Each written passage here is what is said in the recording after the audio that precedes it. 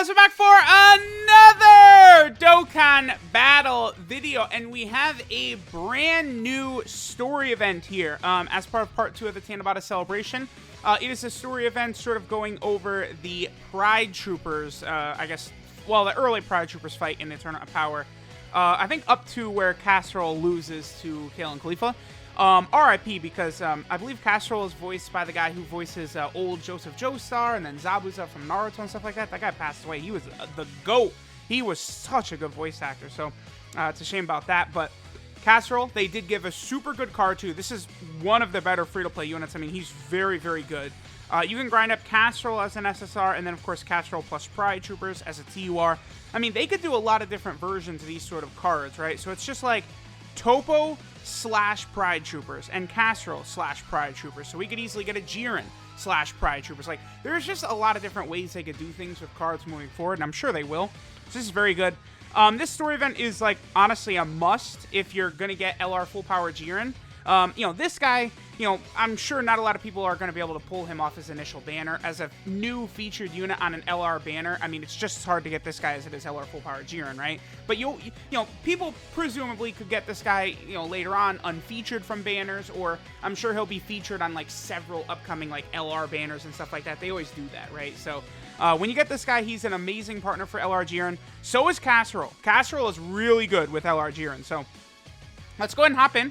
We're going to go ahead and go through the story stages, and then I'm going to get both Casserole and that Topo sort of awakened and up to snuff, because I want them ready for my LR Full Power Jiren Rainbow Showcase.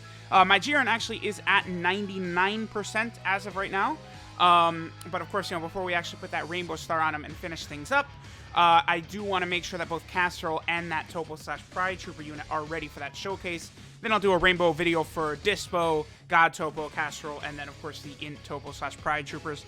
They did a really good job of making Universe 11's category good, by the way. So, it looks like we're starting at the Zen exhibition match. This is probably when Goku and Topo fight. You know, pretty decent fight. I will say that the end of this fight versus Goku and Topo, it did sort of, like Goku was kind of implying that, like, he still, like, yo, I remember at the time thinking, like, oh, man, does Goku have, like, some new form that he busted out, but he's already got it?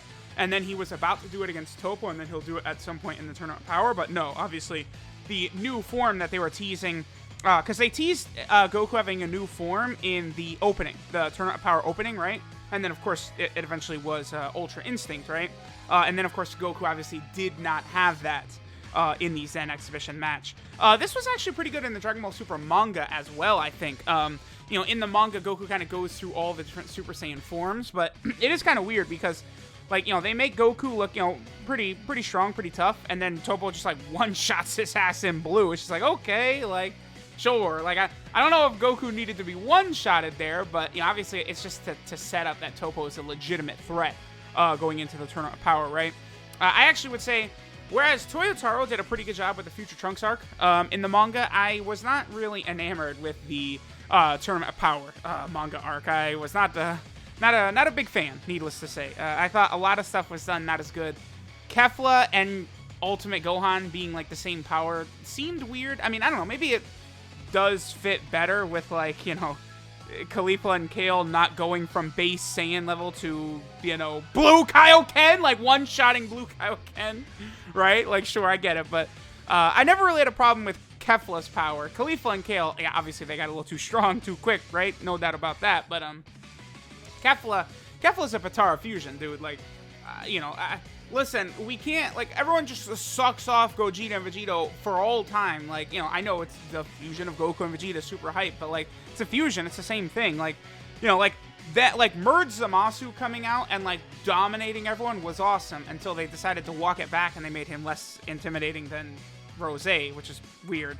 Like, go back and watch the Future Trunks arc, and it's like, Rose is, like, far more intimidating than Merge Zamasu. I don't know what it is. I think it's because Zamasu has, like, a lot of, like, clown-like tendencies, right? Like, he's just, like, so ridiculous. Whereas, like, Rose was just, like, most of the time very, like, soft-spoken and just, like, very threatening. And Zamasu was just, like, a clown, like, screaming at the top of his lungs and shit like that, right? Like, I don't know. Maybe I'm nuts. Maybe I gotta go back and watch it. But that was kind of the impression I got. Okay, so Then obviously, okay, one thing I do like that we're doing here is we're going over several parts of the Tournament of Power, right? There's now many story events around the Tournament of Power. There's the Ribrianne and kind of like the female fighter event, which kind of is, you know, from Universe 2's perspective, at least in a lot of points in the Tournament of Power. Of course, we have the main portions of the Tournament of Power story events, obviously, which goes all the way up to Goku and Frieza defeating Jiren, right? For a while, that was the first time we saw full power Jiren in-game, was in that story event. Then eventually they brought back the Jiren Raid. By the way, I don't understand why they didn't bring back the Jiren Raid again. Jiren's Raid is still the only one they have never brought back. They've never brought back Jiren's Raid. They've brought back every single other raid event in the game, but they've never brought Jiren's back. I mean, Jiren's doesn't really have, like, big-time rewards to get or anything like that, but at the very least, it could be good for, like, new players. Like, you know, didn't you get orbs up to, like, stage 100? Like, that's good for new players. Like, they ought to bring that back. For sure. Like, there's decent rewards from these. Like, there's no reason to just permanently retire them. Okay. Oh, wow. We got 5 opponents here. Interesting. Yeah, because there's... Oh, Jiren got his stun off. Okay. All right. Well, I mean, we're going to be able to see a pretty good... Actually, you know what? This is going to be a little bit of a sneak peek at LR Full Power Jiren right here. This is a ridiculous rotation for him. So remember, both Jirens do guaranteed crits on stunned enemies, and this Jiren got his stun off because he still has, what is it, the medium chance of stunning all enemies as soon as he hits the field, right? Yeah, pretty good. And then here's Full Power Jiren. Yeah, 5.81 with a guaranteed crit is, it's pretty balanced. Not balanced at all. Yeah, there you go. There you go. Yeah, Full Power Jiren, he's crazy. Because it's like, you know, there's a lot of units that can sort of do that level of damage, but, like, it's just so much more free with Jiren. And then defense, like, you know, so, like, I don't know, like, Goku and Frieza, right? Against, in a lot of events, could hit that same damage number or higher turn 1, right? But, like, Goku and Frieza are not, like, at the start of the rotation. Like, what does his friend have? How many dupes does he have? He has 2 dupes. And he's sitting there at 176k with no defensive support on rotation before he attacks, right? Like, Goku and Frieza are a unit that gets decent defense after they attack. So does LR Tech Broly. You will oftentimes see people say that Goku and Frieza and Tech Broly can't tank and have no defense, which is just not correct. It's just that they have to super attack first. You can't put them slot 1 and go, what? My Tech Broly didn't defend at all? Yeah, because he gets his defense on super attack. It's the way the card is built, right? Like, so that's the thing. Jiren has this insane god level defense immediately. You could rock him in slot 1. That is huge combined with the power that he could do. And being 5 million damage with super effective against all types very easily is just so strong. 17. I remember early in the tournament like this too. This was still before we kind of, like, we knew 17 was a threat. He was a problem considering he was fighting Blue Goku, right? It's like, oh, I love how Android 17 is just Blue Goku level. Sure. Me, I always made excuses for it because I was thinking, like, listen, would we rather they just, like, completely bullshit and make that second stage where Castrol drops, by the way. We didn't get a drop. Would we rather they completely just bullshit and make 17 on that level? Or they bring 17 in, he's not on Goku's level, and he's fodder and gets taken out instantly. Obviously, we'd prefer that they make up this garbage so that he can, like, compete. Like, it's just better, right? That's why, like, it's stupid that they had Krillin fight Blue Goku, but then get, like, incinerated early on in the tournament. Like, if Krillin's fighting Blue Goku, how about we have him stick around for a while? How about that? Like, it's ridiculous that Krillin can fight Blue Goku, sure, but if they're actually going to have it lead to something, fine. We can excuse the sort of bad writing, right? But they didn't even do that. They were like, all right, Krillin, get dicked. Thanks. Thanks so much. Yeah, and then, of course, here we go. So, Castrol and this Pride Troopers card, this is them from their fight with Kale and Khalifa. Like, LR Kale and Khalifa is actually from this fight with Castrol and the Pride Troopers. What's funny is I actually just sort of rewatched the episode as a refresher before recording this, and again, like, Joseph Joestar, like, Castrol is great. I was actually bummed that Castrol got knocked out so early as well, because, like, I don't know, it seemed like they had kind of, like built him up maybe as he was going to be, like, a very strong, like, member as well, because I believe the tier list of power for the Pride Troopers is Jiren, Topo, Dispo, and then Castrol, right? I believe. So, a little bit surprising that he gets knocked out by Kale and Khalifa, but then obviously Kale and Khalifa eventually become Kefla, and, insanity ensues. But yeah, this is basically the exact moment. The only thing is, I think this is just a one-turn fight. Like, when Castrol and the Pride Troopers lose, like, Khalifa is in her Super Saiyan 2 form, and then Kale is in her Berserk form. So, a little bit weird that we don't get that here, but whatever. Oh, 4 million. Oh, nice. 55%, 4 million. Pretty good. Pretty good, I'd say. And God Topo's on rotation, so yeah, that's super effective against all types. So he just did a 4 million super effective against all types and stunned. So, he could have gotten an additional super. Well, he was 55%, so that one couldn't have. But let's just say he gets an additional super attack, and then because he's stunned, it would be a guaranteed crit. Like, he's pretty good. All right, so we got the medals for Castrol. The Castrol medals are used to awaken both the Int Topo Pride Trooper unit, and then, of course, the free-to-play Castrol unit. That's not... Oh, no! That's not the kid. Well, wait. Are we going to keep going? Because, yeah, she does go into that form, and then she goes into her Berserk form. Okay. Let's do it correctly here, fellas. Yeah, they did it. All right. I was going to say, what? Hello? Can we do this correctly, please? But they did. I'm surprised that they didn't bring Margarita or the Universe 11 God of Destruction in, by the way. They very easily could introduce those two characters. I mean, honestly, they should. Now that Universe 11 is a category, like, we should upgrade it. At the conclusion of this video, I'm going to go ahead and grind up. I'm going to get Castrol, Topo. I want to get them all done. And then we'll probably finish this video by looking at what the Universe 11 category looks like, because now I'm going to have it, like, all the units done.